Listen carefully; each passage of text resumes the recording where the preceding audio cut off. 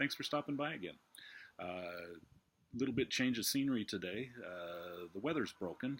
Temperatures are way down. Humidity is way down, and so I've decided to come to you today from the porch.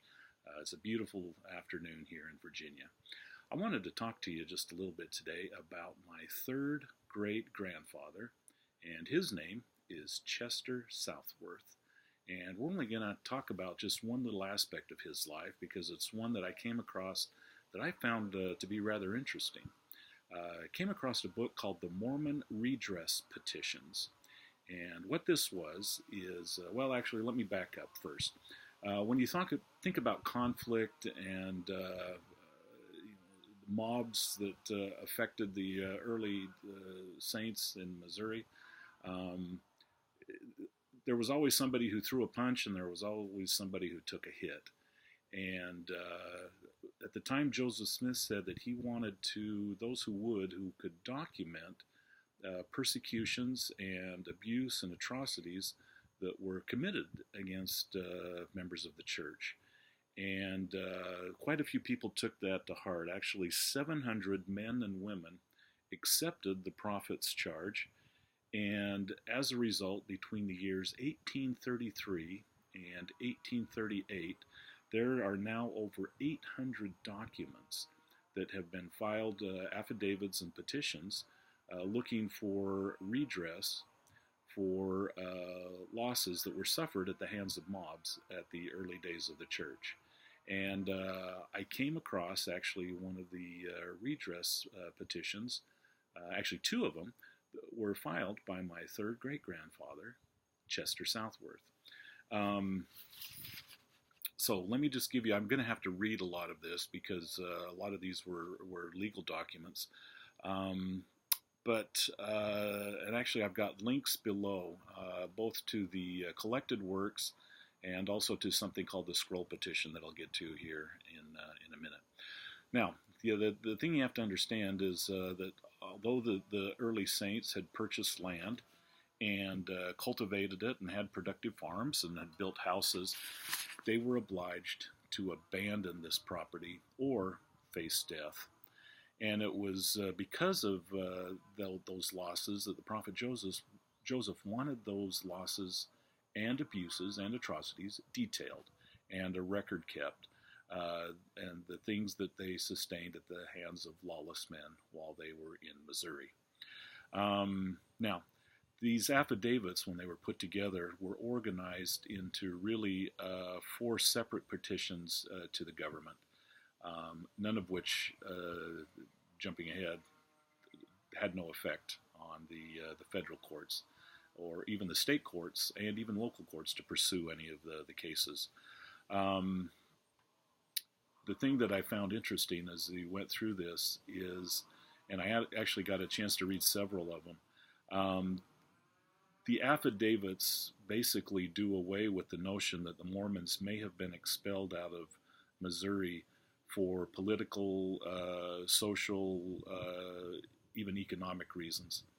The main reason for the hostility of the Missourians towards the Latter-day Saints was religion. Account after account tells that the mobsters would press the saints to either denounce their religion, denounce the Book of Mormon, denounce the prophet Joseph, or they would lose their property, their livestock, and in some cases even their life. So it truly came down to persecution of religion. Now, my third great-grandfather, Chester Southworth, he was one of those who filed a claim first against the state of Missouri. And this happened in the year 1840. And I'll read in part what he wrote. He says, of course it has his name, Southworth, Chester, loss of property sustained by going to and from the state of Missouri, he claimed $500. Property lost by the mob, he claimed $50. Loss of time, he claimed $500, for a total value, looking for redress, of $1,050. And this was sworn before A. Monroe, who was a justice of the peace in Hancock County, Illinois, on the 6th of January, 1840. And this is included in the Mormon Redress Petitions. The link is below if you want to see that.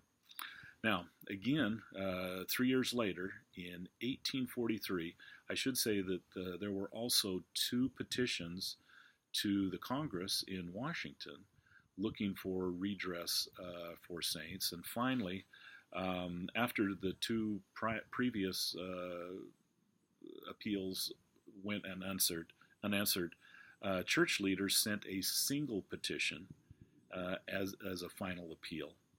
And this became known as the Scroll Petition because it was 50 feet long and it was rolled up like a scroll. And there was a brief 4-page introduction which summarized the sufferings that the Latter-day Saints had experienced in Missouri, and it was followed by 3,149 names. And among those names were Chester Southworth, my 3rd great-grandfather, and Mary Southworth, my 3rd great-grandmother. So they had signed it. And I've got a link also down below here to the Scroll Petition, and you can look through the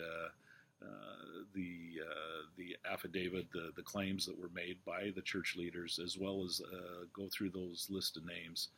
All 3,149 names are listed on there, and I did run across Chester and Mary on that. So the Scroll Petition was prepared in late fall of 1843 while the saints were in Nauvoo. It says, unlike most of the individual petitions, it was not notarized, nor was it sworn before legal authorities. The Nauvoo City Council voted that Orson Pratt should present the memorial and ordinance to Congress in Washington, D.C. 2 other emissaries, Apostle John E. Page. Now, John E. Page was significant because John E. Page was the one who brought the gospel to Chester Southworth and actually baptized him. So Chester and John E. Page had a long history. And the other one was Orson Hyde. So Orson Hyde,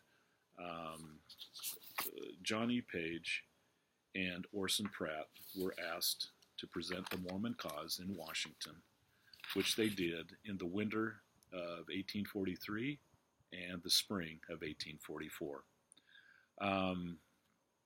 Jumping ahead, the scroll had no effect at all. On June 9th, 1844, Orson Hyde wrote a letter to Joseph Smith that Congress had rejected their plea to present the petition, so they never even got to present it at all. Still, Orson Hyde had not given up, and he appealed directly to President John Tyler, who was the 10th President of the United States, and in a letter dated the 11th of June, 1844, Orson Hyde says the following. He reported that President Tyler spent, and I quote, a good deal of time with me, and he was very frank, but seemed to feel that I should be satisfied with a few words because of the press of business. Continuing, Orson Hyde explained, we are now thrown back upon our own resources. We have tried every department of government to obtain our rights, but we cannot find them. Like I said, I'll put a link below to these petitions as well. Some of you may find it to be of interest. I feel that the prophet Joseph's request to document the loss and abuse suffered by not only my ancestors, but by many of the early saints, it had a purpose. Even though it did no good with the elected officials at the federal or the state or the local level, maybe it will be that one day those petitions will stand as a witness against those faithful men and women who in some cases gave up everything for building up the church in these latter days. So kind of an interesting side note in church history and kind of the coming together of church and state with seeking help and seeking restitution, and no help was given. But I think if you ever have a chance to read some of the the abuses that these early saints suffered, it'll give you a greater appreciation for what a wonderful time we live in, and that we can be grateful for the things we have. So anyway, thanks for stopping by. We'll talk to you again next time. Take care.